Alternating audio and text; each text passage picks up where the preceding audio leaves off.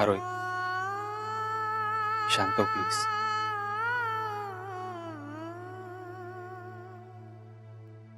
तन्मय, अजून किती करू मी नंदिनीसाठी? इतकं करून सुद्धा आज ती माझ्याच घरातून मला जायला सांगते रे. तन्मय, आता अजून काय काय करू? किती शहाण्यासारखी वागायला लागेल. हे बघ आरोही, कसं आहे, एखादा माणूस झोपला असेल तर तू जाग करू शकतेस, पण झोपेचं सोंग घेणाऱ्याला तू जाग नाही करू शकत. ती नंदिनी नाटक करते, त्यामुळे तू तिच्यासाठी कितीही काहीही केलं ना तरी ती सुधारणार नाही.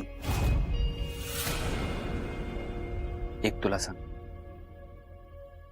ती सांगेल तसं वागायचं हे काय तुझ्यासाठी नियम नाहीयेत. एखाद वेळेला विरोध कर ना तिला, एकदा, फक्त एकदा कर. तिला पण कळू दे की तुला तुझी स्वतःची मतं आहेत. तन्मय, आता नंदिनीचं मानसिक संतुलन ढळलंय. तिला कुठल्याही गोष्टीची जाणीव करून देण्यात किंवा कुठलीही गोष्ट समजवण्यात काहीच अर्थ नाहीये. पण तू तर समजूतदार आहेस. हे बघ, प्लीज रागवू नकोस माझ्यावर. पण तू तिच्यावर असा चिडतोस त्यामुळे ती आणखी बिथरत चालली आहे. मग मी काय करू? मी पण तिच्या तालावर नाचू? अजिबात नाही तन्मय. फक्त तसा वागण्याचा आभास निर्माण करायचा. इतके दिवस तिच्या वागण्याचे चटके सोसले ना आपण, मग आता काही दिवसांचाच प्रश्न. तुझी अपेक्षा काय? मी काय करावं? सांगते.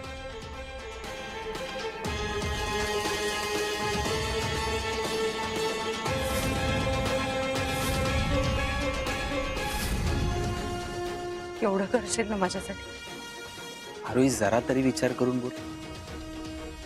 तू असं काहीतरी मला करायला सांगतेस आणि मग त्या अंगाशी. नाही तन्मय, यावेळी तसं काही होणार नाही. तन्मय, फॉरेन काका येईपर्यंत तिच्या कलाने घे.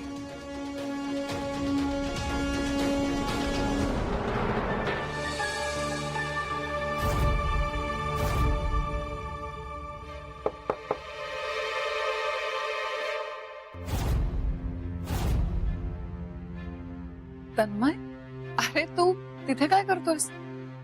ये आतमध्ये.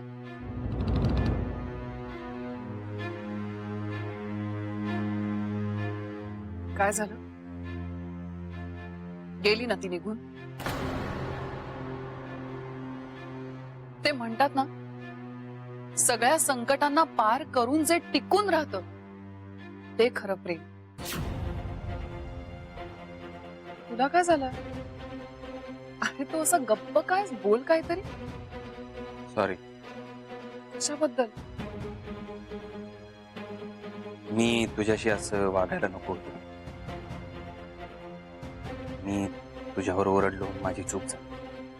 प्लीज असं नको बोल. तन्मय, मी तुझ्यावर खूप खूप प्रेम करते आणि मला माहितीये तुझं पण फक्त आणि फक्त माझ्यावरच प्रेम आहे. I love you. प्लीज एकदा बोल ना. हे ऐकण्यासाठी मी तरसले Tanmay. I really love you.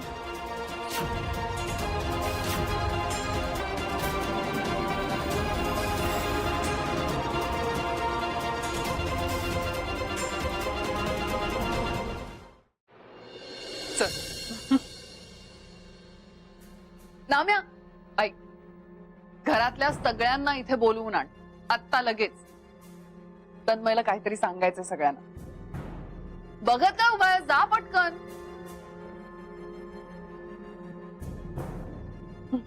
चल. कुठे राहिले सगळे? येत का नाहीये कोणी? तन्वी, अप्पू आले. या या सगळ्यांनी या लवकर. तुम्हाला सगळ्यांना तन्मयला काहीतरी सांगायचंय.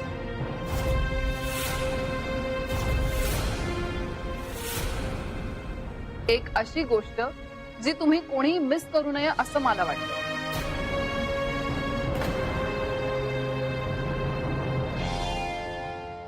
हो की नाही तन्मय? अरे सांग ना. तन्मय काय प्रकार आहे हा?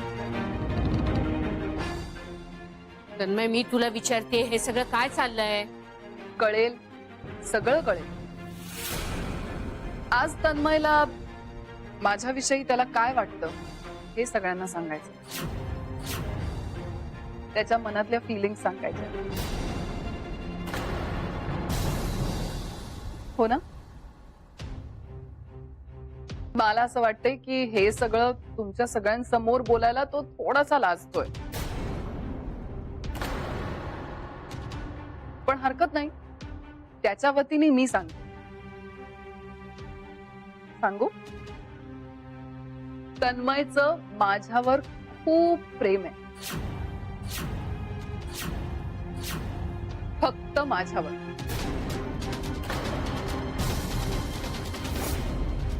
आरोहीवर नाही.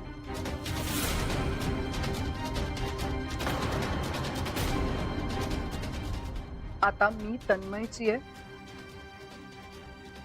आणि तन्मय फक्त माझा. मी बरोबर बोलतेय ना? बोल ना. नंदिनी म्हणते ते खरंय.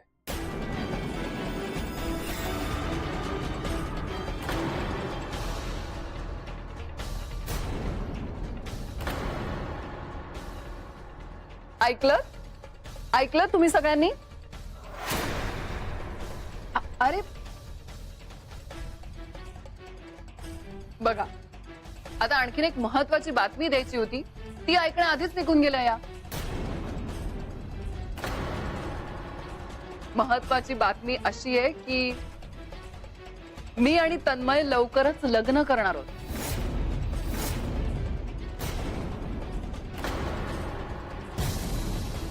आणि हो, तुम्हाला सगळ्यांना आमच्या प्रत्येक फंक्शनला वेळात वेळ काढून हजर राहायचंय. आपण सगळे मिळून खूप मज्जा करू. हो की नाही? लग्नाची तारीख काय ठरवायची?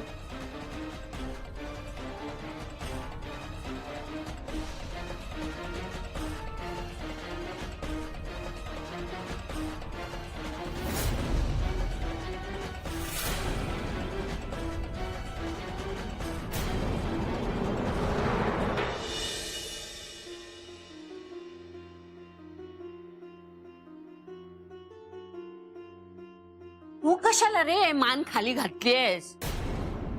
बाहेर जे वागलास बोललास ना त्यांनी माझी मान शर्मेनं खाली जायची वेळ आलीये. काय म्हणालास तू?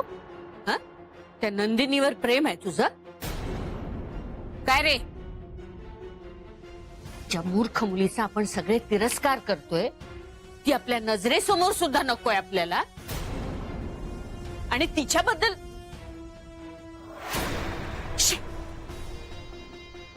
आई, मी आरोहीसाठी मान्य केलं. काय म्हणजे काय म्हणायचंय तुला?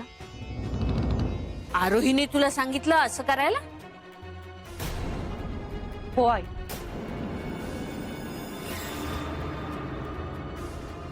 हे सगळं तन्मयने माझ्या हट्टाखातर केलंय.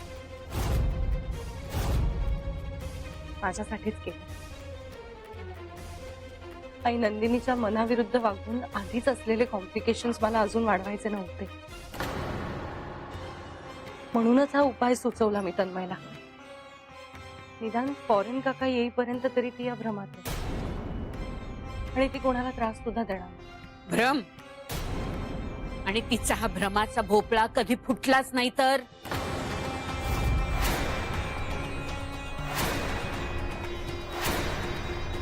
आरोही, तू असा धोका पत्करू नकोस. हे बघ, तुझ्यावर माझा पूर्ण विश्वास आहे. पुन्हा एकदा नीट विचार कर, नाहीतर आगीतून फुपाट्यात पडशील. कळलं?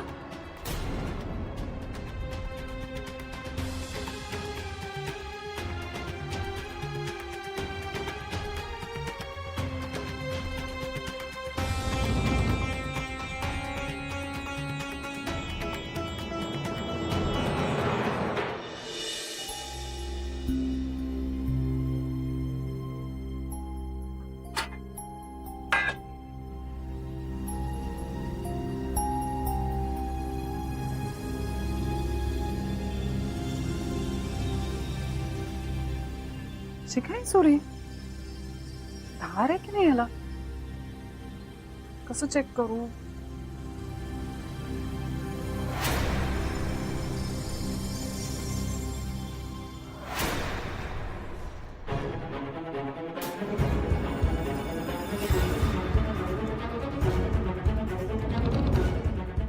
पण आज फायनली तन्मयीने त्याच्या मनातलं सगळं कबूल केलं. मला माहिती होतं त्याला आरोही आवडतच नाही. त्याला फक्त मी आवडते.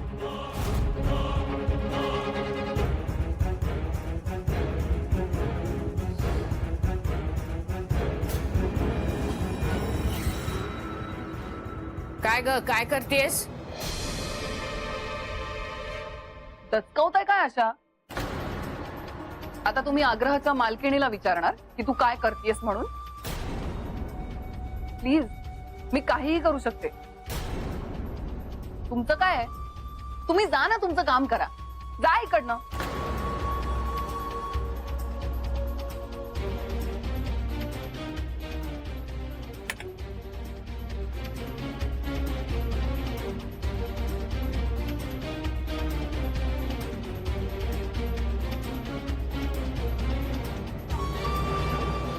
नंदिनीला पाहिलं ना की डोक्यात तेडीकच जाते.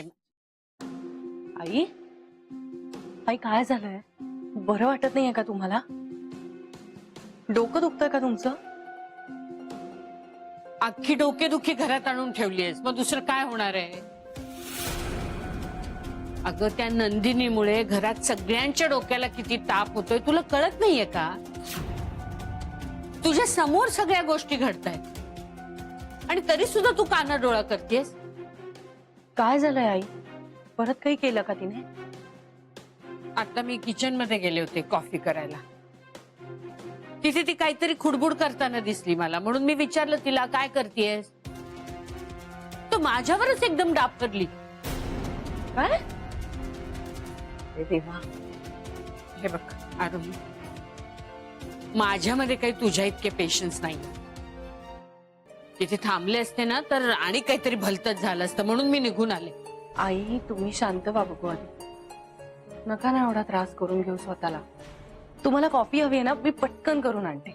नंदिनीला सुद्धा समजावते. आलेच. नंदिनी तिचा मूर्खपणा सोडत नाही आणि ही आरोही तिचा चांगुलपणा सोडत नाही. असं होणार आहे आरोहीचं काही कळत नाही.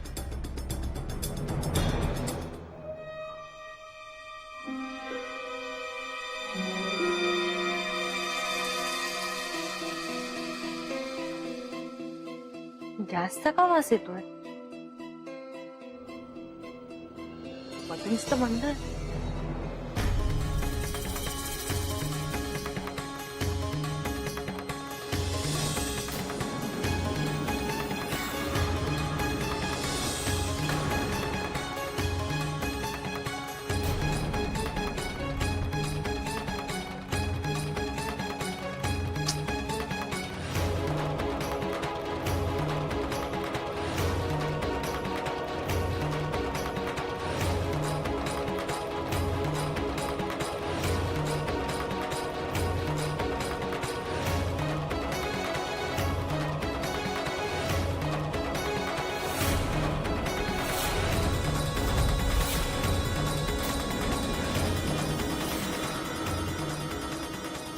आरोही, हा अगं काय करतेस तू? आई, चल इथून, आई, अहो, चल. काय झालं? मी कॉफी बनवत. नको कॉफी जाऊ दे, तुझा जीव महत्वाचा आहे. चल आधी इथून चल. आई, आई काय झालं काय? मला सांगाल तरी का? जाऊ नको तू. बरं बरं ठीक. हे बघ मी तुला सांगते. तुम्ही शांत व्हा बघू आधी, बसा इथे. तन्मय लवकर बाहेर ये.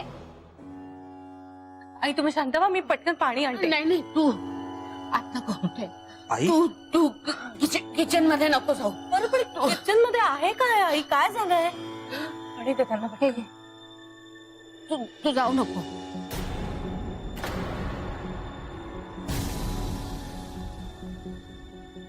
सावकाश सावकाश.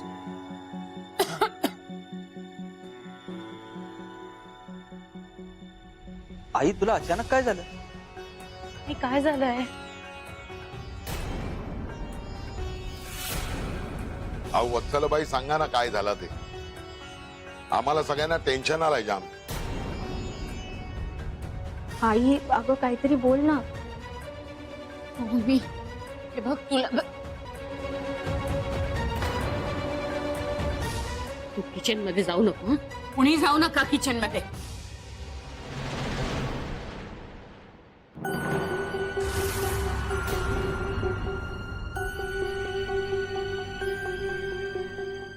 तुम्हाला सगळ्यांना माझी एवढी काळजी वाटते, पण जिच्यामुळे मला हा त्रास झालाय ना, तिला त्याचं काय वाटतंय का? तिच्या चेहऱ्यावरची रेष सुद्धा हलत नाहीये. निर्लज्जपणाची हद्द झालीये तुझ्या. आई अहो नंदिनीला का बोलताय तुम्ही हे सगळं? नेमकं काय झालंय सांगाल का प्लीज?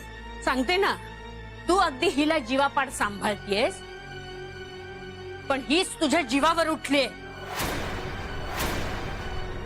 आपल्या किचन मधली गॅसची नळी कापली आहे हिने, आणि तिथेच तू आता काडी पेटवत होतीस. हे काय बोलताय तुम्ही? मी असं का करेन? म्हणजे काय म्हणायचंय तुला? मी खोटं बोलतेय? 100% खोटं बोलताय. जे मी केलंच नाही त्याचं खापर माझ्या मातीत फोडलं जात आहे. हवं तर मी माझ्या तन्मयची शपथ घेऊन सांगते, मी असं काहीही केलेलं नाहीये. गप्प बस. माझ्या मुलाची खोटी शपथ घेतलीस तर याद राख, मी स्वतः माझ्या डोळ्यांनी पाहिलंय तुला त्या गॅसच्या पाईपची लुडबुड करताना. हो पण मी हे केलेलंच नाहीये. मी खरं बोलतेय. एक मिनिट, ही खोटं बोलते का नाही हे आता समजेल सगळ्यांना. हॅलो अहो,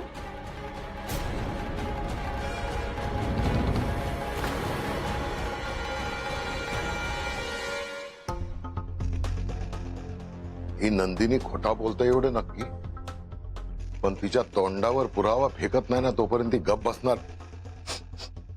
गॅस लीक झाल्याचा वास येतो. अरे बटना तर बंद आहेत.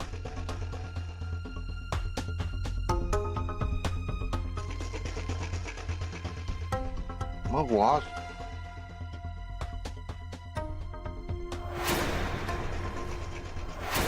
म्हणजे वत्सलाबाई बोलतात ते खरं आहे. नंदिनी आता तुझा काय खरा नाही, तुला पोलिसांच्या हवाली केला तर बघ. पाईप कापते काय?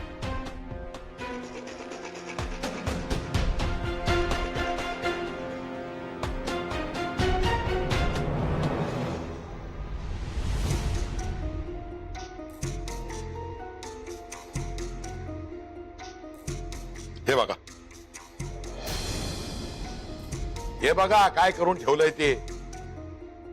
अख्खा पाईप कापून ठेवलाय. आता पण तू हेच म्हणणार आहे का की तू खोटं बोलत नाही म्हणून? आता का गप्प आहेस? बोल.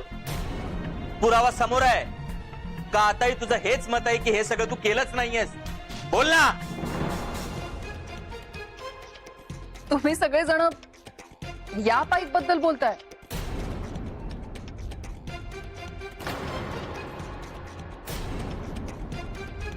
मग आधीच नाही का सांगायचं मला?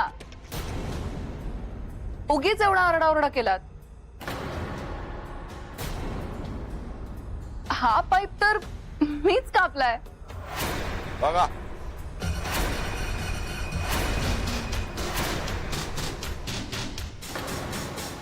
नंदिनी अगं काय केलंस तू हे? तुला काही झालं असतं म्हणजे? अगं आरोही मला ना खरं तर ऍपल खायचं होतं आणि मी सुरीने ते कापायला गेले, पण मला असं वाटलं की त्या सुरीला धारच नाहीये, म्हणून फक्त चेक करायला मी तो पाईप कापला आणि मग ऍपल कापलं आणि खाऊन टाकलं.